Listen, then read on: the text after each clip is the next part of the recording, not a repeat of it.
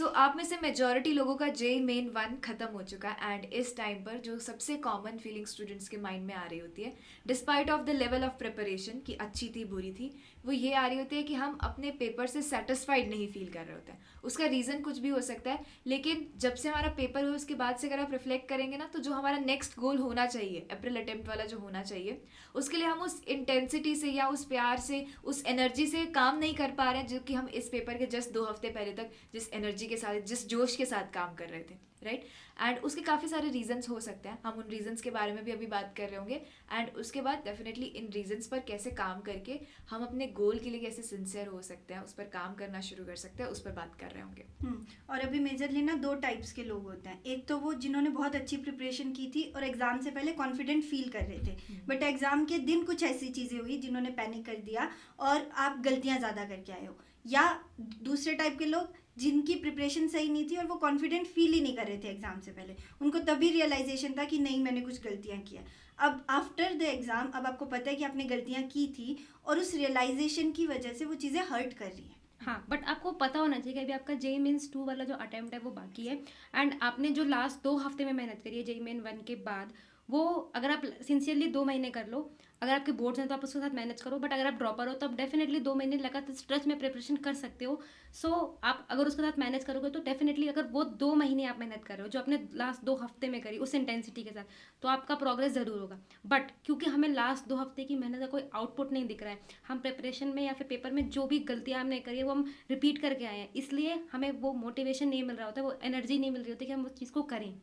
इसमें साथ में एक जो इमोशन ऐड होता है ना, वो गिल्ट वाला भी होता है, एक रिग्रेट वाला इमोशन भी होता है, क्योंकि पेपर देकर के आने के बाद हमें ये दिखता है कि अगर हमने मेहनत कर ली होती, अगर हमने थोड़ा टाइम सिंसियरली और अच्छे से किया होता, क्योंकि लास्ट के टाइम पर आप 5 शॉट्स लगा रहे होते हैं, लास्ट मिनट रिविजन्स कर रहे होते हैं, PYQ सॉल्व कर रहे होते हैं, तो अगर हम वो थोड़ी सी मेहनत थोड़े पहले से टाइम से शुरू करके कर लेते तो चीज़ें हो जाती। और इस रिग्रेट की वजह से हम आगे वाले एक्शंस भी नहीं ले रहे होते हैं। एंड इवेंचुअली एक जो चीज़ हमें एक्शन लेने से रोक रही होती है ना, वो ये हो रही होती है कि हमारे एनवायरनमेंट में बहुत ज़्यादा नेगेटिविटी होती है, इन द सेंस कि हमें ये बताने के लिए कि अगर आपका जेई मेन 1 अच्छे से नहीं हुआ है तो जेई मेन 2 में तो बल्कि कम स्कोप है, क्योंकि उस टाइम तक तो सब लोग सिंसियर हो जाते हैं, तो इम्प्रूवमेंट के स्कोप ही कम है, क्योंकि ऐसा होता नहीं है, राइट। हाँ, और बहुत सारे लोग अभी के टाइम पर 99% स्ट्रैटेजी ला रहे होंगे यूट्यूब पर, एंड बट आपको ये आपने प्री डिफाइंड नोशन ये रखा है कि जेई मेन 2 में इम्प्रूवमेंट हो ही नहीं सकती, जबकि डेफिनेटली अगर आपकी परसेंटाइल अभी कम है तो आप उसको इम्प्रूव कर सकते हो, वो इम्प्रूवमेंट आपको मेहनत करके ही मिलेगी। जैसे अगर मैं अपनी बात करूँ तो मेरे जेई मेन 1 में 92% थे। अब उसमें एक ज़रूर एक लाइफ चेंजिंग और जर्नी चेंजिंग एक मोमेंट था जो कि मैं आउटलायर्स बोलूँगी कि मैं वहाँ आई थी, तो 92% से अप्रैल अटेम्प्ट में 99 तक मैं गई हूँ। सो ऐसा नहीं है कि इम्पॉसिबल हैं चीज़ें, बट वो डायरेक्शन और जो एक वो हार्डवर्क वाला पॉइंट है ना, वो बहुत इंपॉर्टेंट हो जाता है कि पहली बात आप मेहनत करने के लिए रेडी हैं या नहीं है, आप हार्डवर्क डालने के लिए रेडी हैं या नहीं है, एफर्ट डालेंगे या नहीं डालेंगे, और फिर उसके बाद डायरेक्शन बहुत इंपॉर्टेंट हो रही होती है कि ये नहीं है कि अगर हमारा ये गोल है और हम हार्डवर्क करते जा रहे तो हम नहीं पहुंचेंगे ना। हार्डवर्क वेक्टर क्वांटिटी होती है, तो उसमें आपकी डायरेक्शन बहुत ज़्यादा मैटर कर रही होती है। सो अगर आप विलिंग हो कि हमें इस गोल के लिए काम करना है, एंड आपको होना चाहिए ना, ये एक ऐसी चीज़ है जो कि वो एक पहली चीज़ होनी चाहिए जो कि आप खुद अपने लिए अर्न कर रहे होते हो, इससे पहले कि सारी चीज़ें, आपका नाम से लेकर के आपके स्कूल में पढ़ने वाले हो, हर चीज़, आपके कपड़े, आपका एनवायरनमेंट, हर चीज़ वो कोई दूसरा इंसान ने डिसाइड की थी। बट कॉलेज और इसके आगे की जो लाइफ होती है वो एक ऐसी चीज़ होती है जो कि आप खुद के लिए अर्न करते हो, जो कि आप खुद की अपनी चॉइसेस से बनाते हो, तो हम खुद के लिए बेस्ट वाली चॉइसेस क्यों नहीं लेंगे। और इसमें भी ऐसा नहीं होता है कि हम रिजल्ट ओरिएंटेड जाके कि मुझे ये चीज़ चाहिए वो होती है। ये लाइफ का वो फेज़ होता है ना जो आपको अपने लिए अकाउंटेबल बनाता है, जो आप खुद को बिल्ड करना सीखते हो, और फिर यहाँ से जो आप कॉन्फिडेंस गेन करते हो ना, वो कॉलेज लाइफ और उसके आगे वाली जितनी भी लाइफ है वो उसमें आपको एक कॉन्फिडेंस देता है कि हाँ, अगर मैंने जेई में खुद के लिए स्टैंड लेके चीज़ें बिल्ड की थी तो मैं आगे भी कर सकता हूँ। वो सेल्फ जो कॉन्फिडेंस आता है ना, वो यहाँ से बिल्ड होना स्टार्ट होता है। हाँ, सो अभी के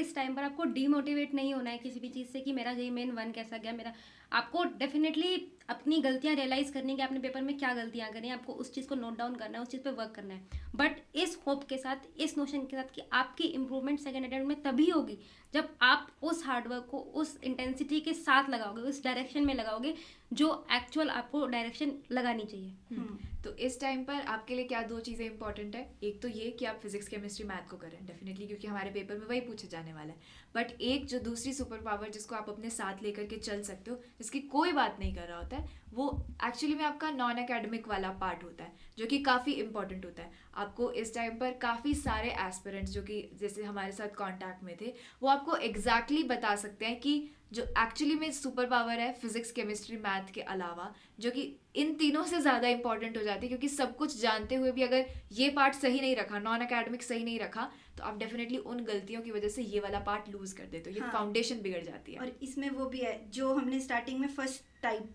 डिस्कस किया कि प्रिपरेशन सही थी, कॉन्फिडेंस था, बट एग्जाम वाले दिन वो चीज़ें गड़बड़ाई। वो इसी वजह से गड़बड़ाती है क्योंकि वो नॉन एकेडमिक पार्ट जो होता है, जो बिल्ड करना होता है जर्नी में, उस पर ध्यान नहीं दिया गया।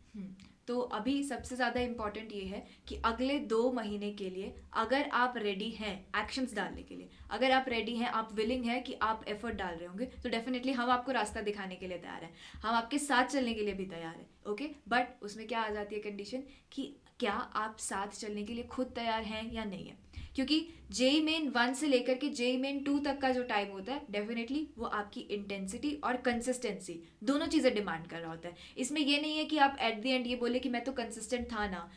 ये चीज़ अब नहीं चल सकती है कि आप दिन में 1 घंटा दे रहे हो पढ़ाई को, कि रोज़ 1 घंटा तो दिया कंसिस्टेंटली। नहीं, दोनों चीज़ें इक्वली डिमांड करता है। कंसिस्टेंसी भी उतनी चाहिए, इंटेंसिटी भी उतनी चाहिए, हार्डवर्क भी चाहिए, और उसके साथ साथ उसकी डायरेक्शन भी बहुत सही होनी चाहिए। तो अगर आप रेडी हैं, आप इन सारे इमोशंस को, जो भी अभी तक चीज़ें हुई हैं, उनको इमोशंस वाले पर्सपेक्टिव से हटा करके, रिग्रेट गिल्ट वाले इक्वेशन जो एक इमोशन है उसको हटा करके, उसको इक्वेशनली देखें, उसको एनालिसिस की टर्म से देखें कि क्या गलती हुई थी जो मुझे ठीक करनी है, तो डेफिनेटली हम बेटर कर रहे होंगे ना। एंड अगर आप रेडी हैं उस डायरेक्शन में काम करने के लिए, आपको कोई भी नहीं रोक सकता है कि आप जेई मेन 1 से जेई मेन 2 में इंप्रूव कर रहे हो। डेफिनेटली विलिंगनेस वाला पार्ट आ रहा होगा। ओके, तो अभी जो भी आगे हम स्टेप्स डिस्कस करने वाले हैं, सबसे पहले बैठ करके अपने माइंड को ये समझाओ कि जो होना था वो हो चुका है, हमें उसे बस अब एक इक्वेशनल वाले तरीके से देखना है कि जो हुआ था उसमें क्या गलतियां थी, क्या सही करना है, उसको हम आगे सही कर रहे होंगे एंड सही करना है।